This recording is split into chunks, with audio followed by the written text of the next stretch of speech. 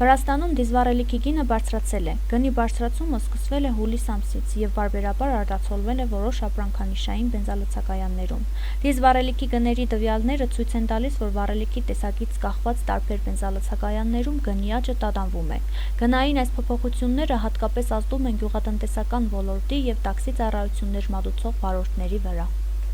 Իհարկե ցանողին, գյուղացուն, էդիկ հեչ ձեռք չի տա։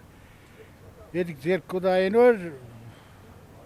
վեոր այդ գործով կազբաղվի։ Այսինքն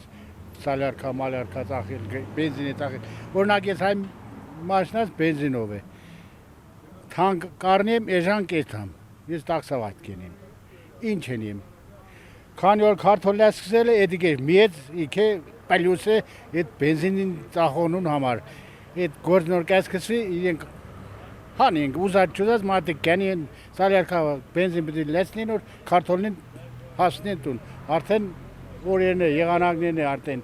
ինչ-որ խարնվին պետի, ինձ եմ այ աղջիկ ճան, միշտ ինչ-որ կա գյուղացուն թապին է,